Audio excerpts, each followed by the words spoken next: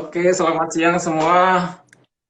Dengan saya Abdul dari Transgo. Sekarang di depan layar saya dengan Pak Andre Sulistian atau biasa dipanggil dengan Pak Andre selaku Vice President Business Development PT Bintang Baru Raya atau BB Logistik ya Pak. Betul, betul, Pak. Betul. Ya. Pak, menarik untuk topik siang ini kan kita bahas soal bisnis bisnis keluarga yang mungkin Pak Andre sekarang lagi tangani nih. Oke. Mungkin sebelum jauh bisa kasih profil singkatnya BB Logistik itu apa, Pak? Ya, kita BBR Logistik itu didirikan tahun 2005, Pak. Ya, kita waktu itu mulai dengan 4 unit terkecil, dan sisanya itu kita melayani customer dengan broker.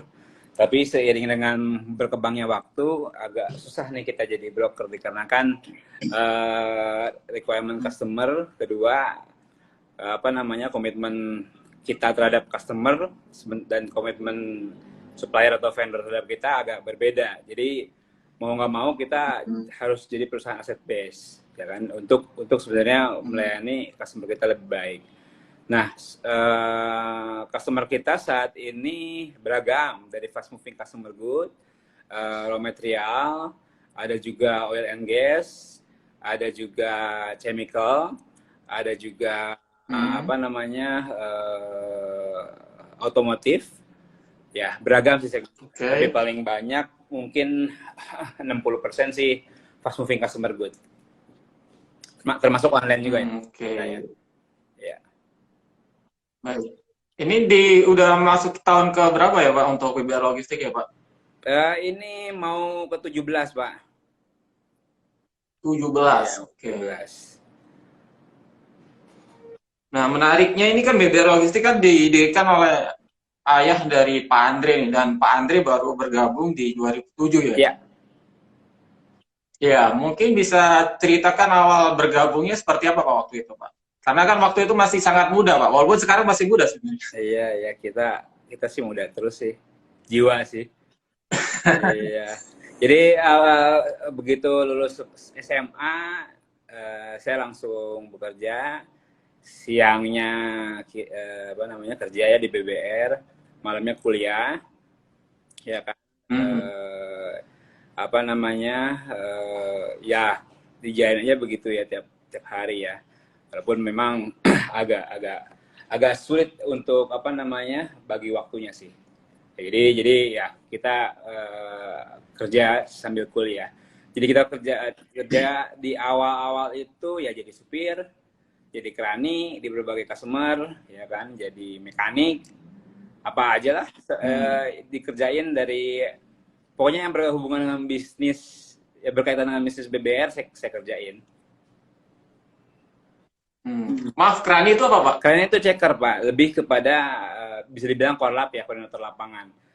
Di mana dia Hmm. untuk cek barang dan juga koordinator untuk supir, ya kan, untuk lebih lebih untuk muat sih, ya kan. Sebenarnya representatif kita di customer, di mana beberapa customer, terutama customer yang penjualannya relatif besar, kita wajibkan harus pakai kerani karena perputaran mobil kita di sana tinggi.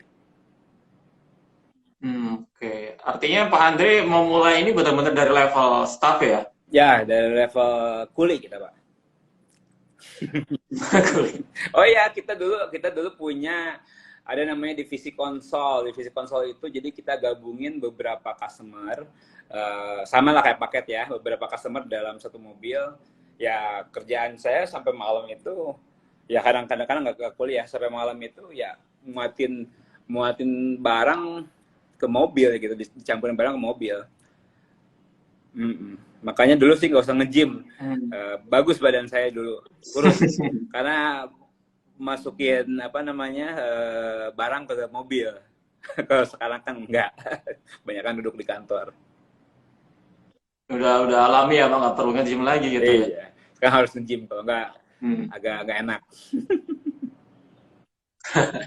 Pak, itu kan artinya Pak Andre itu bergabung 2007 itu kan tahun-tahun merintis awal gitu ya. Ya, Artinya mengalami masa-masa sulit ketika merintis. Apa yang dirasakan waktu itu, Pak, di awal-awal merintis, Pak? ya, aduh, awal-awal merintis gini, karena saya awal-awal kan dari bawah, jadi belum bisa ngerasain di level manajemen, ya kan? Ya di level manajemen tentunya ayah saya ya, ya kalau bisa dibilang awal dari bawah berarti kita hanya mikirin pekerjaan kita pada saat itu aja sih, ya kan? Ya bisa dibilang ya saya sih semangat apa namanya menjalaninya ya, karena waktu SMA pun cita-cita saya pengen segera ngasilin uang sendiri kan. Nah jadi apapun ya kita kerjain lah, mau ya apa namanya masukin barang ke mobil lah, jadi supir truk lah ya kan. Nah memang ya beratnya mungkin di bapak ya sebagai manajemen, di mana dia harus mikirin apa namanya hal-hal yang berkaitan dengan manajerial ya untuk awal-awal ya. Ya tapi tentu saja ya perlahan-lahan mulai diturunin sih, karena ya itu tadi apa namanya ya kita bapak sih bukan ke saya aja ya, karena ke semua karyawannya pun lebih lebih kepada kayak semacam apa namanya advisor ya gitu ya. Jadi dia selalu sebagai leader ya ngebimbing anak-anak buahnya untuk tahu pekerjaannya, tahu tanggung jawabnya, ya kan, tahu hak dan kewajibannya lah. Jadi ya kita ikutin lah. Boleh tahu gambaran staffnya ketika merintis, Pak? Terus berkembang sampai hari ini berapa? Mulai dari berapa sampai berapa karyawan gitu misalnya? Jadi kalau kita itu karyawan tuh bisa dibilang dibagi dua. Ada namanya karyawan tetap ya, kayak staff ya manajemen karyawan tetap, kerani, mekanik itu karyawan tetap. Ya dulu sih mungkin cuman 8 orang kali ya. Kalau sekarang kurang lebih ada 57 karyawan tetap.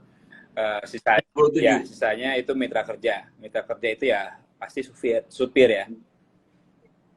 Ya, supir. Supir itu mungkin sekarang karena sebagian ada pola bisnis kita itu rental base, di mana supir dari customer, jadi supir itu mungkin sekitar 180-an ya. Ya, supir ya, sebagai mitra kerja. Jadi waktu awal merintis itu memulai dengan berapa karyawan waktu itu? Mungkin 8 lah. Mungkin 8 kali ya. 8. 8. 8.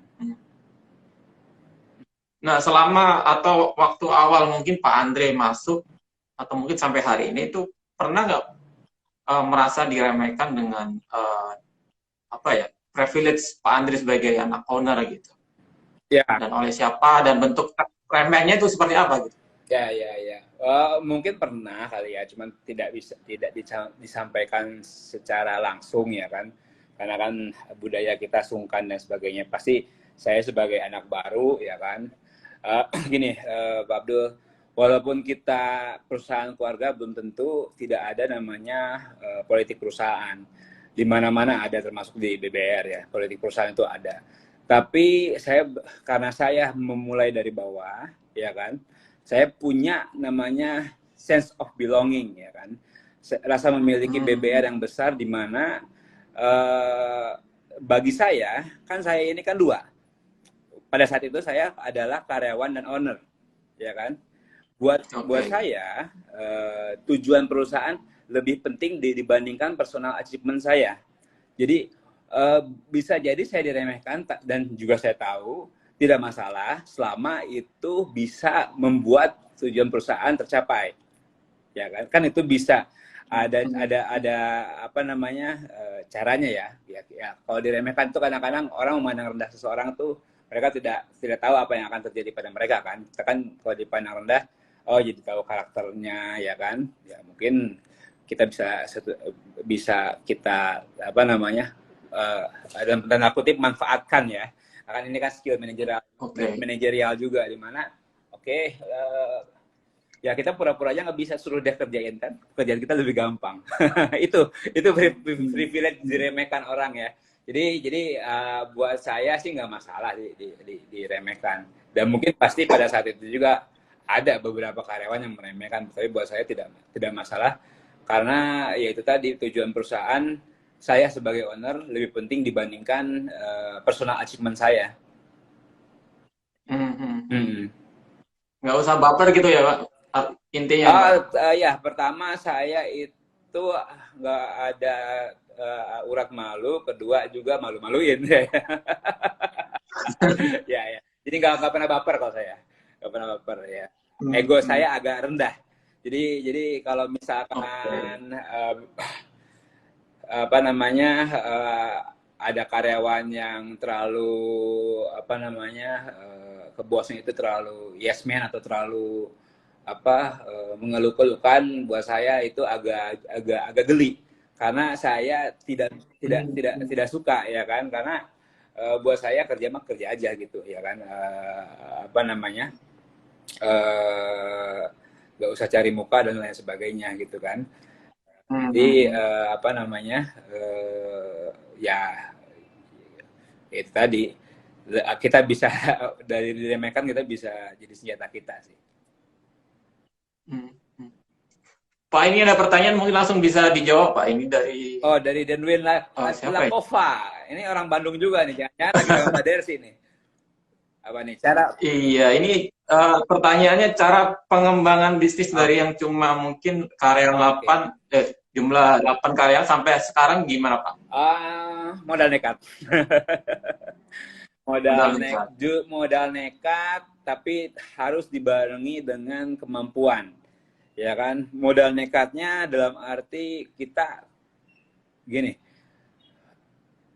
kita kan perusahaan aset base ya kan, kita tentunya nekat investasi di banyak kendaraan ya, dan juga bukan hanya di kendaraan, investasi termasuk di investasi di orang ya kan. Kita harus nekat tapi juga kita harus paham dengan apa namanya bisnis kita sendiri ya kan. Kalau hanya nekat sih mungkin semua orang bisa, tapi paham nggak kita dengan bisnis ini kan? Kalau nggak paham percuma gitu kan.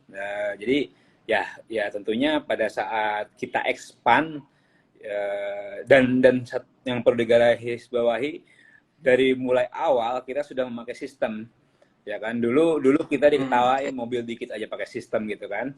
Ternyata mobil dikit sama mobil banyak, pas sistem itu fungsinya sama gitu.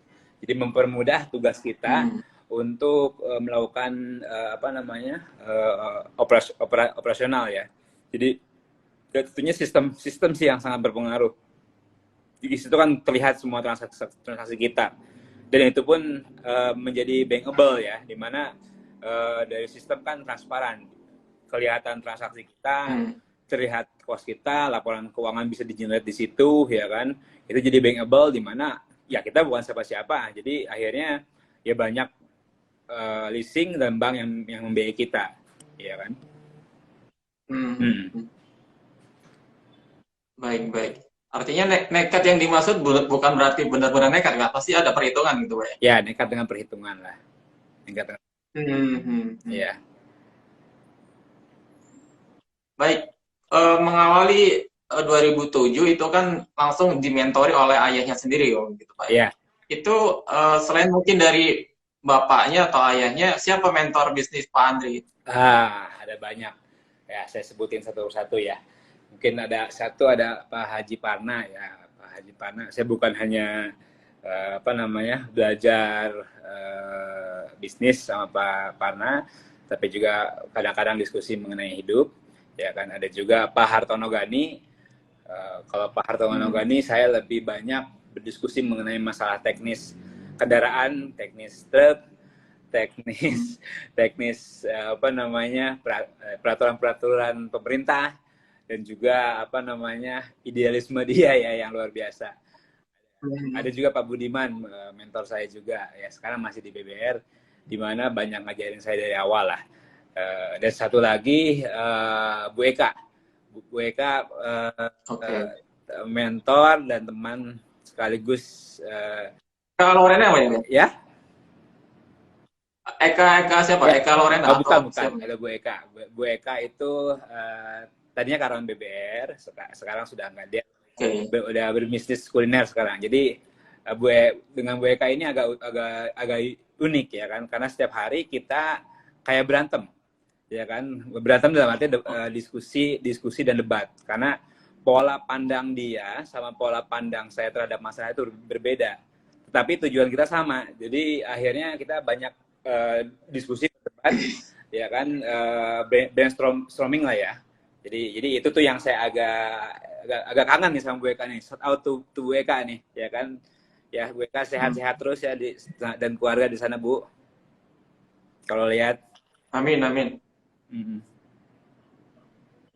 Kalau secara khusus dari Bapak Pak Andre sendiri, mentoring yang dilakukan bentuknya seperti apa, Pak?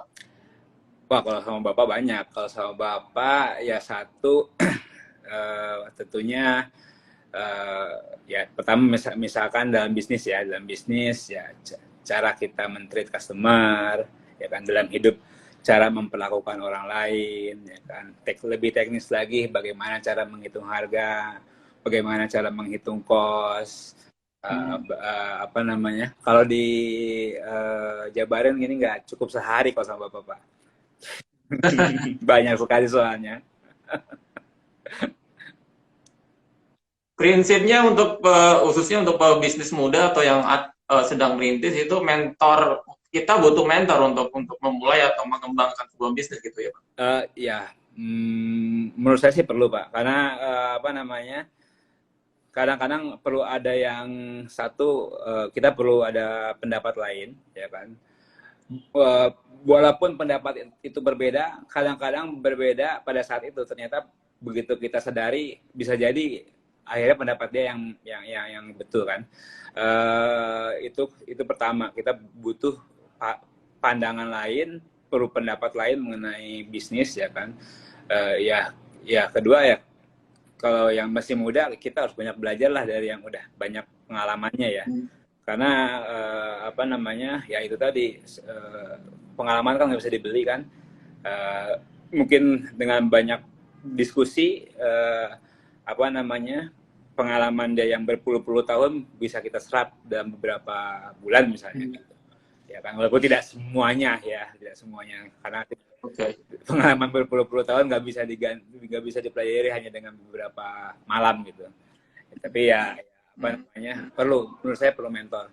Artinya untuk relasi hubungan Pak Andre dengan Bapak itu di kantor tetap profesional, Pak, ya, walaupun ada hubungan darah di dalamnya. Oh iya, di sini apa namanya, tetap ada reward and punishment, ya kan. Jangan salah, Pak, saya pernah di SP3 sama Pak Tata. Saya pernah dikeluarin. Saya ya. Mungkin masih ada, masih ingat kali ya Pak Tata. Saya pernah dikeluarin, tapi saya 2 hari saya nggak betah di rumah karena biasa kerja. Akhirnya saya minta maaf sama, itu memang murni kesalahan saya. Saya minta maaf sama Pak Tata. Ya mungkin atas pertimbangan saya anaknya juga kali ya, dan juga apa namanya, dan bukan hal yang apa namanya, bukan hal yang mengenai uang atau apa, bukan. Jadi akhirnya saya diterima kembali. Ya. Dari itu apa pelajaran yang Pak Andre dapat? Ya, artinya apa namanya, di sini kalau di BBR ini walaupun keluarga tetap reward and punishment-nya ada, ya kan. Tidak ada apa namanya, perlakuan istimewa terhadap siapapun, semua sama, ya kan. Artinya mau keluarga mau bukan, kalau salah ya salah, kalau benar ya benar gitu. Jadi apa namanya, nggak ada istilah diistimewakan lah. Ada nggak sih Pak untuk batasan kapan harus profesional, kapan harus mungkin ya hubungan keluarga gitu, dan di mana tempat? Jadi ini menarik nih Pak. Kalau sama Bapak, bahkan nanti nih kita kan mau Lebaran ya. Nanti Lebaran juga yang diomongin masalah kerjaan. Jadi kita tidak ada lain masalah kapan jadi anak, kapan jadi anak buah gitu ya. Jadi tapi jadi kalau sama Bapak yang diomongin itu pekerjaan terus, ya kan. Jadi tidak ada lain masalah apa namanya, kapanpun dimanapun ngomonginnya pekerjaan, ya kan. Nah, bahkan nanti Lebaran pasti akan diomongin juga di masalah kerjaan, ya kan. Tapi saya senangnya ya beliau kan masih jadi semangat, ya kan, terlihat semangat, ya kan, terlihat semangat, terus terlihat sehat, ya kan, itu alhamdulillahnya. Jadi akhirnya buat saya itu kebahagiaan saya lah. Tapi di dalam perusahaan BBR sendiri sampai hari ini ada anggota keluarga lain mungkin yang juga bekerja di BBR, Pak? Ya, selain saya ada tujuh ya.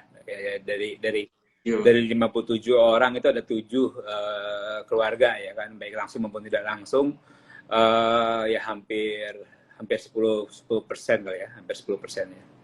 10% lebih. Dan itu gimana cara cara mengelolanya agar tetap profesional, Pak? Sama aja karena mereka kan punya, kita kan ada struktur organisasi, ada hak dan kewajiban masing-masing, ya kan. Jadi ada juga KPI masing-masing, jadi kita treat ya sama sama semua. Artinya ya pada saat di kantor ya yang jalan itu KPI-nya, bukan keluarga atau Hmm. bukan. Iya. Bukan menjadi masalah menampung anggota keluarga mungkin, Pak ya? Ada plus minusnya ya kan. Gini, kan dulu kan BBR bukan siapa-siapa, ya kan. Agak susah mencari pegawai, ya kan. Agak susah mencari pegawai, siapa yang mau kerja gitu ya. Mungkin nggak kayak sekarang, mungkin Hmm. orang lagi sibuk nyari kerjaan. Kalau kalau dulu kan agak orang mungkin ngapain kerja di BBR, bukan karena BBR bukan siapa-siapa gitu kan. Nah, kedua, kalau dengan keluarga minimal kita udah tahu ya kan, kan dalam merekrut karyawan itu yang paling penting buat saya ya terutama adalah kita percaya dulu, ya kan. Ya, kita Hmm. percaya dulu terhadap apa namanya orangnya, ya kan, kita percaya dulu terhadap orangnya. Urusan skill, baik soft skill maupun hard skill itu bisa belakangan, ya kan. Yang penting kita percaya Oke. dulu, ya kan, karena masalah skill Hmm. semuanya bisa diajarin asal dia mau belajar. Hmm. Kalau kita nggak percaya sama orang, ya susah ya. Ya jadi yang buat kita ya itu tadi, kenapa kenapa ada banyak keluarga ya, itu tadi awal-awal kita bukan hanya keluarga, teman saya ada teman SMP, teman SMA, ya kan. Ya kita harus percaya dulu sama orangnya, ya kan. Kalau kita nggak Hmm. percaya ya susah, karena semua apalagi di apa namanya bisnis tracking dan logistik ini bisa dipelajari kok, asal asal mau aja, ya kan.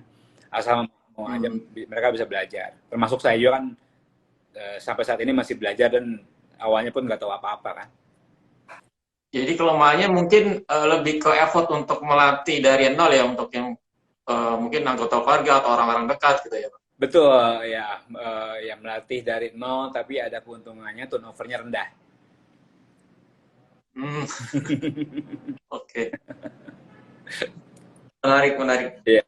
Baik Pak Andre, dengan posisi Pak Andre sampai hari ini sebagai Vice President ya, itu kapan momentum itu Bapak dipercaya oleh uh, owner untuk di posisi sekarang itu atau posisi strategis? Mungkin perlu diupdate Pak Abdul, saat ini saya udah direktur utama. Uh, Oh, dia betul betul. Mungkin awal-awal dipercaya itu tahun 2017 ya. Waktu itu saya pegang dua, operasional dan finance, tiga dan business development, ya kan. Ya, karena mungkin pertimbangannya saya bisa apa namanya megang beberapa key account yang besar, ya kan. Kedua Oke. apa namanya bisa membereskan urusan pajak. Dulu kita pajak agak berantakan karena waktu itu ya diserahkan kepada konsultan. Akhirnya kita apa namanya kita jalanin sendiri tanpa konsultan. Dan sampai sekarang alhamdulillah pajak aman sih. Oke, jadi atas pertimbangan capaian-capaian tadi, Pak, Pak Andre dipercaya untuk mengemban posisi yang lebih tinggi lagi tuh ya, Pak. Ya, betul. Ada pertanyaan lagi nih, Pak, dari Agassi. Bagaimana BBR bisa menjaga customer selama ini, Pak? Ya, kita pertama kan harus customer oriented ya, customer oriented. Di mana kebutuhan apa namanya dia terpenuhi kan. Paling utama kan setiap customer pasti punya KPI. Ya, di mana KPI itu kan apa namanya kalau tracking ini kan pertama track fulfillment dulu nih, komitmen kita terhadap customer, ya kan, itu paling utama biasanya fulfillment. Selain itu on time delivery, ya kan, tepat waktu, tepat mutu, tepat jumlah. Ya, jadi itu aja sih yang kita jaga sih. Ya, jadi ya customer selama dalam operasional tidak ada masalah, ya tidak sampai saat ini kita nggak pernah diputus oleh customer sih. Kecuali kalau kita kalah tender gitu ya, ada yang lebih murah, kalau itu beda cerita ya. Tapi kalau misalkan secara operasional sih nggak ada. Pak, terkait bisnis keluarga ini kan banyak stigma nih Pak, terutama mungkin secara sistem mungkin tidak punya sistem atau secara organisasi dianggap tidak rapi gitu. Apakah BBF pernah di masa-masa ini Pak? Nggak ada sih ya, karena dari awal sudah terbentuk ada namanya struktur organisasi ya kan. Kita juga dari awal semenjak saya gabung pun sudah ada sistemnya ya kan, dimana semuanya ada KPI masing-masing. Jadi ya mungkin dulu awal-awalnya lebih kepada ya dulu kan apa-apa dilakukan ya satu orang banyak melakukan banyak pekerjaan gitu ya. Ya karena kan ya sebenarnya dulu itu nggak banyak juga sih pekerjaannya ya. Tapi kan sekarang udah mulai sudah banyak, jadi masing-masing punya tugas tanggung jawab sendiri. Termasuk stigma soal pengambilan keputusan strategis di perusahaan mungkin yang dianggap subjektif atau yang terlalu sentralistik dan tidak berbasis data itu Pak, apakah juga bisa dibantah oleh Pak Nggak bisa, karena di sistem kita semuanya terrecord ya. Jadi secara operasional apa KPI-nya, misalkan KPI customer-nya seperti apa ya kan, terus KPI driver-nya seperti apa. Jadi semua aktivitas kita kan terrecord di sistem. Ya kita semua bicara berdasarkan data. Jadi nggak ada karena kata si ini, kata si itu, nggak ada. Semuanya berdasarkan sistem, berdasarkan data. Kita bicara dalam meeting bulanan pun semuanya berdasarkan data. Mau ngomong forecast pun semuanya berdasarkan history, ya kan. Jadi nggak ada istilah subjektif ya, nggak ada.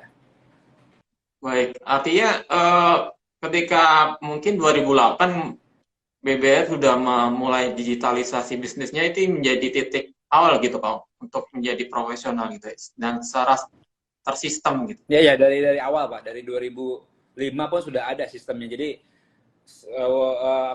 semenjak saya bergabung pun sistemnya sudah ada.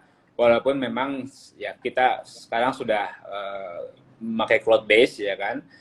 Baik itu sistem dalam TMS atau transport management system, ataupun secara prosedur perusahaan semuanya sudah ada ya kan, sudah ada tuh ya, dalam arti kita buat. Jadi sebenarnya pada saat katakanlah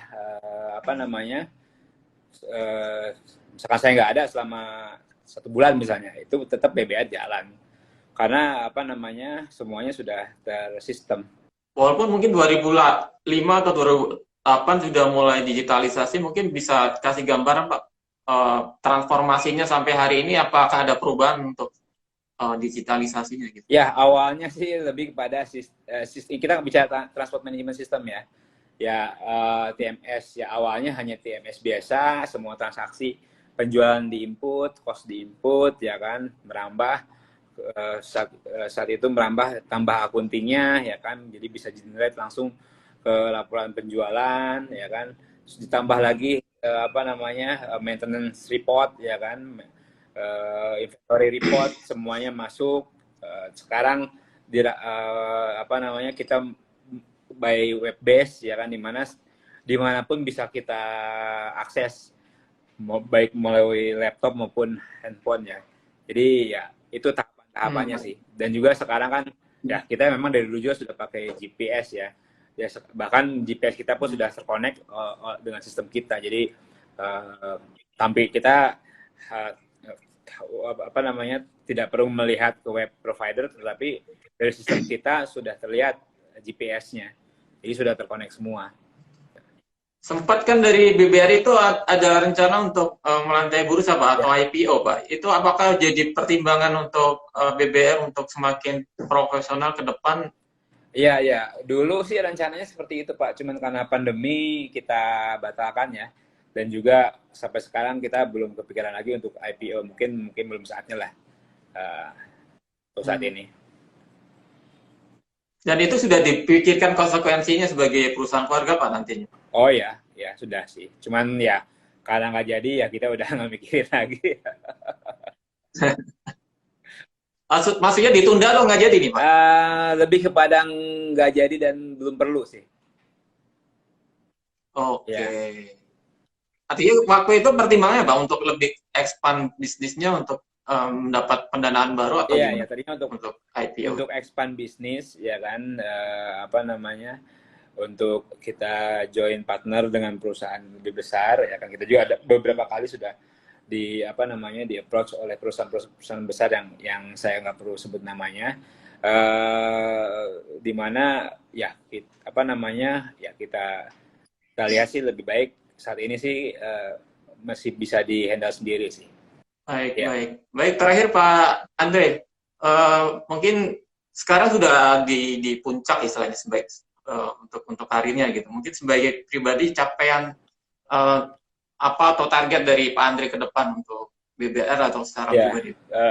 ya seperti saya bilang sih saya nggak punya pencapaian pribadi. Yang paling penting apa namanya pencapaian perusahaan di mana saat ini kan kita udah ada terminal truk di Dawan ya. Apa namanya Oke. sudah jalan dari mulai bulan Februari. Uh, ya baru satu ya 2 bulanan ya apa namanya berjalan ya kan ya tahun ini pun atau tahun depan jika jika jadi kita sedang hitung-hitung kita akan membuat gudang di tempat yang sama ya kan di sekitar kawasan Dawan juga jadi kita expand ke pergudangan nanti. Oke. Progres untuk Dawan sampai hari ini gimana Pak? Sudah terpakai Pak, sudah disewakan kepada umum. Jadi kalau misalkan ada teman-teman Hmm, yang mau apa namanya parkir di Dawan, nggak ada parkiran di Jakarta hmm, atau sekitarnya, silakan bisa parkir di sana. Di situ fleksibel, bisa bayar harian, bisa bayar abodemen bulanan, ya kan? Dan bisalah di situ. Ya, di situ pun lengkap ya ada hmm. untuk istirahat supir, ada kantin, ada musola, ya ya lengkap sih di situ. Jadi ya teman-teman apa Dan namanya terutama yang mungkin nggak punya pool di Jakarta, baik itu yang base Jakarta maupun base Jawa maupun Sumatera bisa apa namanya ke pool kita di Dawan. Ya, Dan rencananya juga akan membangun eh, yang serupa di Jawa Timur juga Pak. mungkin gudang dulu Pak. Oh, gudang dulu Ya Pak mungkin ya. gudang dulu. Belum serupa kayak yang di Dawan ya Pak. Jadi Dawan di-expand jadi gudang, Pak. Jadi parkiran gudang. Oh, shit. Ya, bukan hanya parkiran tapi juga ada bengkel, ya kan, ada ya rest area. Jadi teman-teman yang perlu perbaikan juga bisa di tempat kita. Baik, baik. Mungkin closing statement Pak dari Pak Andri selaku mungkin yang ketika awal masuk karir dan sebagai anak owner kasih tips Pak atau buat apa ya buat pengusaha muda yang juga mengalami hal yang serupa ke Pak Andri. Ya, satu sih banyak sabar aja, ya kan. Kedua, nggak ada yang instan. Uh, uh, kita melakukan pekerjaan itu bukan buat perusahaan sebenarnya ya. Kita melakukan pekerjaan itu buat diri kita sendiri. Jadi pada saat kita melakukan pekerjaan itu bukan kita melakukan pekerjaan terhadap perusahaan ya, itu pasti. Tapi juga kita melakukan terhadap diri sendiri di mana yaitu mengasah kemampuan kita, ya kan. Mungkin juga apa namanya memancing rezeki kita. Jadi apa namanya banyak sabar, nggak perlu banyak ngeluh ya kan. Semua orang juga Hmm. sama ya kan, semua orang juga capek, semua orang juga kerja ya kan, nggak ada kerja yang nggak capek ya kan, jadi banyak sabar aja ya kan, apalagi sekarang kan cari kerja aja katanya susah ya. Apa namanya, banyak yang di PHK dan lain sebagainya kan. Jadi Betul, betul. tadi lah, apa namanya, jangan memandang, ngelihat apa namanya, ya di atas terus. Kadang-kadang kita harus melihat di bawah. Jadi supaya apa namanya, kaki kita agak nginjak gitu ke bawah. Ya, apa namanya. Jadi bukan hanya kita yang selalu menderita, orang lain ada yang lebih menderita. Jadi yang banyak sabar lah.